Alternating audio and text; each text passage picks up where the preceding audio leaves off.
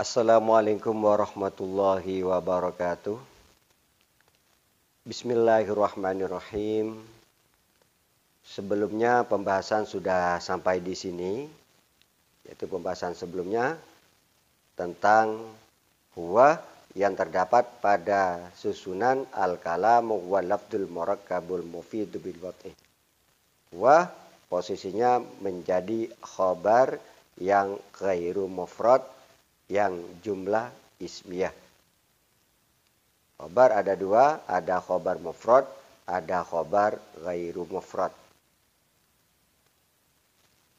Dasarnya bahwa khobar ada dua adalah wal khobarul juz'ul mutimul fa'idah kallahu barrun wal ayadi syahidah wa mufradan ya'ti wa ya'ti jumlah hawiyata ma'na alladhi siqatslah. Khobar bagian penyempurna faidah, macamnya khobar mufrad dan khobar jumlah. Materi kali ini atau berikutnya adalah membahas tentang lafal al-lafdu yang terdapat pada susunan ini. Al-kalamu adapun kalam, huwa itu adapun kalam, al-lafdu itu lafad. Kita bahas di sini adalah mulai dari awal menentukan lafal abdu, lafal al-abdu, kalimat isim, kalimat fi'il atau huruf. Tentunya kita masih ingat sebagaimana materi sebelumnya bahwa tanda-tanda isim itu ada 5. 1 bari rob jar, di mana bari rob jar atau menerima i'rab jar itu ada 3. 1 ada kalanya bari rob jar karena berada setelah huruf jar. 2 ada kalanya beri-i'rab jar karena menjadi mudhaf ilaih. Yang ketiga, ada kalanya beri-i'rab jar karena mengikuti lafaz sebelumnya yang dibaca jar. Ciri isim yang kedua adalah adanya tanwin. Setiap lafal yang bertanwin, baik dhamma, fathah atau kasroh, itu adalah kalimat isim.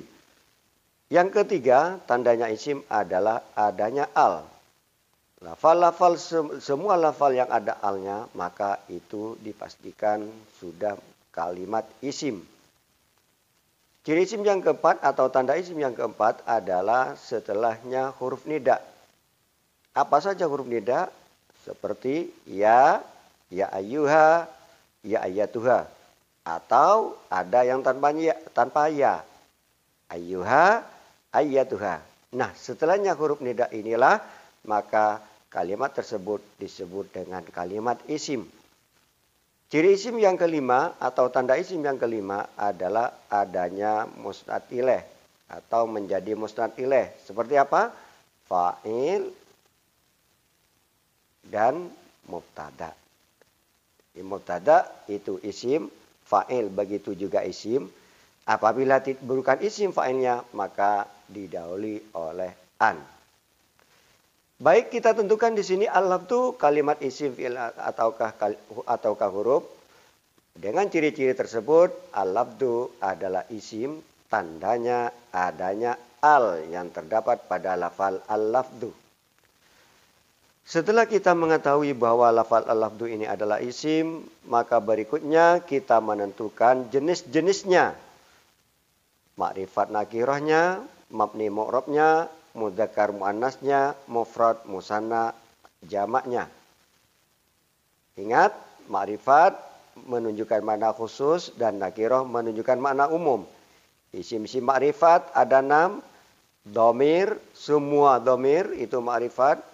Nama juga makrifat. Al, lafal yang ada alnya makrifat. Kemudian isim isyarah itu makrifat. Semua isim isyarah, semua isim mausul dan mudhaf yang mudhaf ilaihnya berupa isim ma'rifat atau di antara salah satu yang 5 tersebut. Jadi isim-isim ma'rifat ada 6, dhamir, nama, al, mausul, mudhaf, isyarah. Semua isim isyarah juga ma'rifat. Nah, di sini tentunya sudah kita ketahui ada alnya, maka dengan demikian al-lafdhu ini adalah termasuk isim makrifat. Tandanya adanya al. Nakirahnya alnya dibuang. menjadi lafdzun. Karena ada al, maka tanwinnya dibuang menjadi al-lafdzu. Berikut mu'rab atau mabni. Mu'rab tidak serupa dengan huruf, mabni atau tetap serupa dengan huruf. Mu'rab bisa berubah-ubah. Bisa itu, bisa du, do, di. Ba, bi, bu. Da, di, du. Huruf akhir bisa bunyi demikian. Nah, dalam lafal al-lafdhu ini adalah termasuk lafal atau isim mu'rab. Artinya bisa berubah-ubah, bisa minal lafzi umpama atau dibaca nasab al-lafdhah, tentunya sesuai dengan pengaruh huruf sebelumnya atau amil sebelumnya. Kenapa mu'rab lafal al-lafdhu? Karena tidak serupa dengan huruf. Wa mu'rabul asma'i maqad salima min syabahil hafi ka ardin wa suma. Berikut kita menentukan lafal al-lafdhu termasuk mudzakkar atau muannas. Mudzakkar menunjukkan laki-laki, muannas menunjukkan perempuan. Ciri-ciri muannas adalah lafal tersebut diakhiri oleh ta. Huruf terakhir ada taknya. Al-lafdhu tidak ada atau diakhiri alif. Al-lafdhu tidak diakhiri alif. Begitu juga ada muannas menyimpan tak, artinya tidak ada taknya, tapi itu termasuk lafal muannas, yaitu dengan istilah menyimpan tak.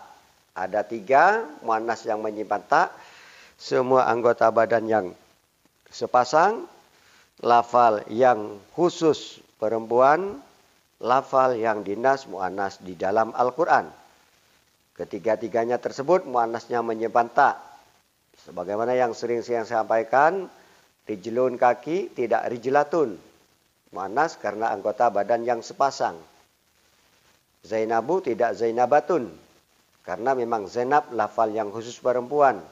Begitu juga haidun, orang yang haid. Sebab haid itu adalah orang perempuan. Tidak haidatun. Termasuk juga yang menyimpan tak, yaitu ardun, narun, samaun, nafsun. Semuanya itu tanpa diakhiri tak, sebab lafal-lafal tersebut adalah dinas mu'annas di dalam Al-Quran. Nah, pada lafal al-lafdhu tidak ada tanda-tanda tersebut. Baik itu diakhiri tak atau alif, atau termasuk anggota badannya sepasang, bukan juga lafal yang khusus perempuan, dan al-lafdhu tidak juga termasuk lafal yang dianas mu'annas di dalam Al-Quran. Maka berarti lafal al-lafdhu adalah mudzakkar. Lafalnya adalah mudzakkar karena tidak ada tanda-tanda mu'annas. Alamatut ta'nisi ta'un au alif wa fi asamin qaddarut ta kal katif. Berikut al-lafdhu kita tentukan lafal mufrad, musanna atau jamak. Mufrad menunjukkan arti 1, musanna atau tasniyah menunjukkan arti 2, dan jamak menunjukkan makna beberapa. Terhitung mulai dari angka 3 ke atas.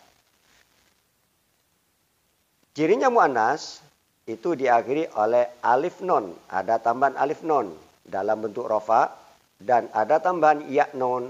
Sebelumnya ya berharakat fathah, itu kalau mu'annas, dalam bentuk nasab atau jer. Baitani, baitaini. Atau diakhiri waw nun, lafal tersebut adalah menunjukkan jamak mudzakkar salim dalam bentuk rafa, di mana jamak mudzakkar salim tanda rafanya dengan waw.